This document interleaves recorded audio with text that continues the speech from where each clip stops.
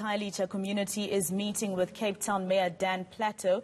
It follows deadly shootings in the area which left 11 people dead and several others seriously injured. Organised crime detectives are investigating the shootings and believe the attacks were in retaliation to the murder of a man earlier in the day. eNCA's Ronald Masinda is in Khayelitsha and he joins us now live. Ronald, earlier when we spoke you said that the mayor had just arrived. Has he spoken to community members? Bring them before justice. Masako, you are coming to us live as the Provincial Commissioner of Police here in the Western Cape is giving us a briefing. So we will just get our mic on the Provincial Commissioner. Persons of interest include the possible people that were suspects in the shooting or the actual suspects to the shooting. So at this stage, we call them persons of interest for a number of reasons that directs either they were nearer to the scene or they were at the scene. Commissioner, what could have been the motive behind these shootings? The investigation will reveal what is the motive. But tentatively, we're looking at the groups that have been working towards the extortions in this area, which we cannot rule that out as part of the extortion groupings that were here.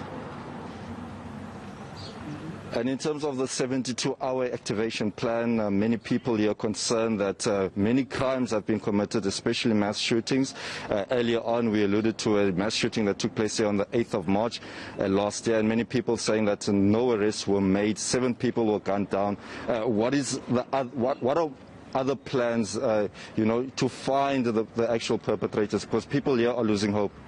Look, there are people that have been arrested in the last incidents, may not necessarily mention one by one.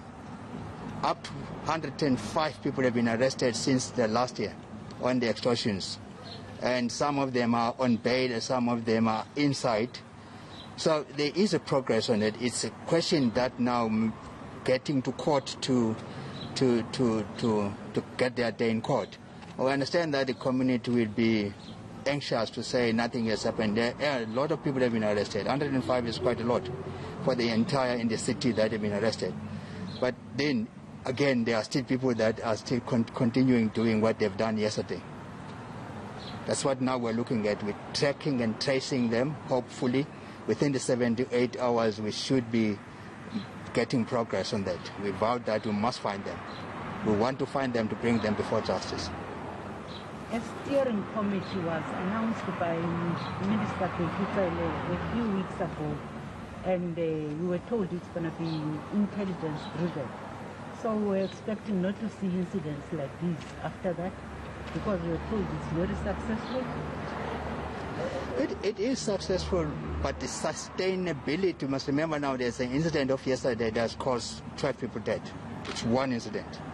So incidents like those, this is what now we have to look at. What is it that we now must do differently with the community? Because must remember the extortion is a very difficult thing to investigate, because mostly the victims, they don't normally come out to say I'm being extorted. And that is where, but now we find it difficult. If we were to be able to, all the victims, to come out before to report, because we got a number, a dedicated number that you can report anonymously to say, I am being extorted. Then we follow that. In many of those that we arrested, actually, it was through the use of that number.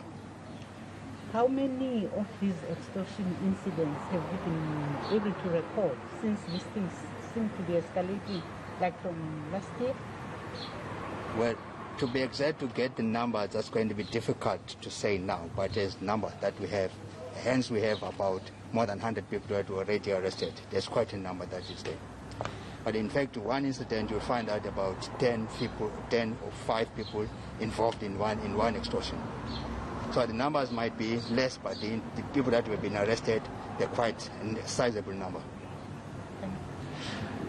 Police Minister Khayelitsha announced earlier this year that more police will be deployed in hotspot areas. Are the police losing the fight against crime? Is it high time that the SANDF gets redeployed in areas such as Khayelitsha? Actually, we are doing very well, except the incident of yesterday. It's been very quiet since the first incident, the last from February up to now, with the exception of the incident that has happened in Mfuleni, where people, again, it was a retaliation between two groups. Since then, it has been very quiet. So we are in control, but even this one, we are going to take control of it. Yes, there is a deployment that we had. That deployment is part of the deployment that we have in this area. And we were told that deployment is going to last for a month or two. So are you going to extend it, looking at the 9 incidents now? The deployment is here for a while. It's still going to be here for a while.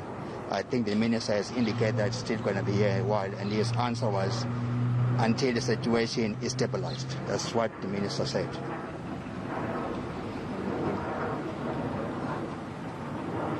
Everyone Nguni now, no?